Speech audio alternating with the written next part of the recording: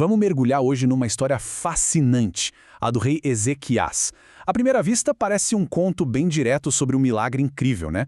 Mas olha, por trás disso tem uma reviravolta surpreendente e uma lição muito forte sobre os perigos de conseguir exatamente aquilo que a gente pede. Para a gente entender o peso dessa história, primeiro é preciso saber quem foi Ezequias. Ele não era um rei qualquer, não.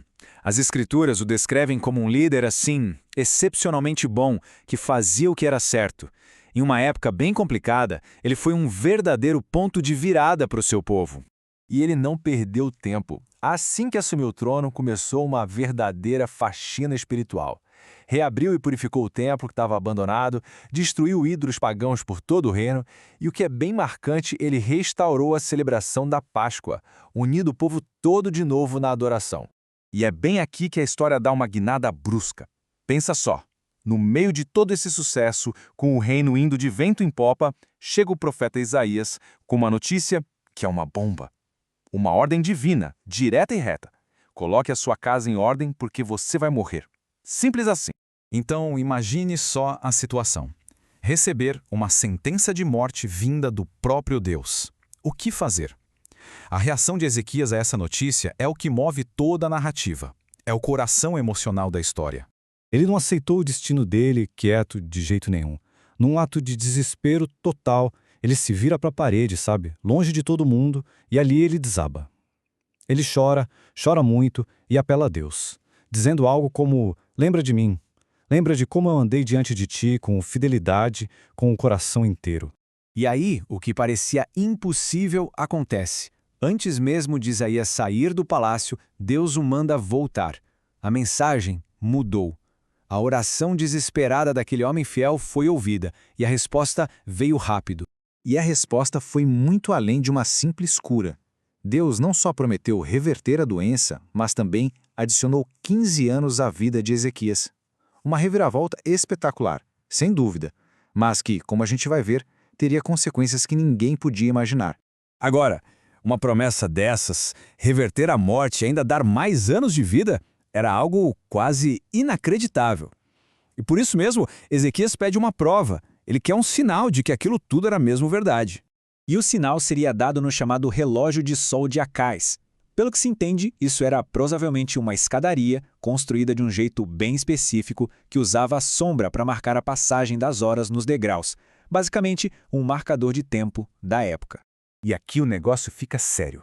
Deus oferece um sinal que desafia a lógica, a física, tudo. Isaías pergunta para Ezequias o que ele prefere: que a sombra avance 10 degraus, o que é mais fácil, ou que ela retroceda. E Ezequias, claro, escolhe o mais difícil. Ele pede para a sombra voltar. E contra todas as leis da natureza, a sombra retrocede no tempo. Bom, até esse ponto, a gente tem uma bela história de fé sendo recompensada, certo? Mas é a partir daqui que a narrativa vira e o que era um triunfo se torna um aviso. A vitória de Ezequias teve um preço inesperado e terrível.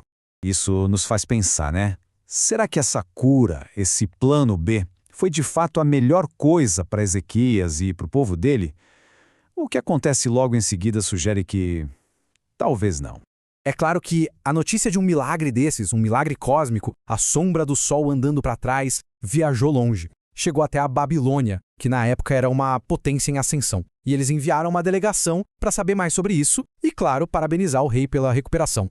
E aqui está o erro fatal de Ezequias. Em vez de dar a glória a Deus pelo que aconteceu, ele é tomado pela vaidade. Ele escancara as portas do palácio, do arsenal e mostra absolutamente toda a sua riqueza, todo o seu poder militar para os babilônios. Foi um ato de puro orgulho. A resposta divina é imediata. Isaías volta com mais uma profecia, mas dessa vez ela é de juízo. Ele diz a Ezequias que tudo aquilo que ele mostrou com tanto orgulho, um dia tudo seria levado para a Babilônia, inclusive os seus próprios descendentes. Mas a consequência mais trágica do pedido de Ezequias por mais tempo de vida ainda estava por vir, e ela não viria na forma de tesouros perdidos, não, mas sim na forma de seu próprio herdeiro. A cronologia dos fatos é reveladora. Ezequias não tinha um herdeiro quando ficou doente. Foi só 3 anos depois, já dentro daqueles 15 anos extras que ele ganhou, que nasceu seu filho Manassés. Isso quer dizer uma coisa muito séria. Se Ezequias tivesse morrido como era a vontade original de Deus, Manassés nunca teria existido. E aqui a gente vê a real dimensão da tragédia. Manassés não apenas ignorou o legado do pai, ele desfez tudo, sistematicamente. Tudo que Ezequias construiu, Manassés simplesmente destruiu, trazendo de volta a idolatria de uma forma ainda pior do que antes. A bênção de ter um filho, um herdeiro, que foi fruto direto daqueles 15 anos extras, acabou se tornando a maior maldição para a nação. O reinado de Manassés foi tão, mas tão corrupto, que as Escrituras chegam a dizer que ele levou o povo a fazer coisas piores do que as nações que Deus tinha destruído antes deles. E assim, a história de Ezequias termina nos deixando com essa pergunta, uma pergunta profunda. Ele orou com fé, recebeu um milagre, mas as consequências foram catastróficas. Isso nos força a refletir se a aceitação, às vezes, não é uma forma ainda mais profunda de sabedoria e de fé.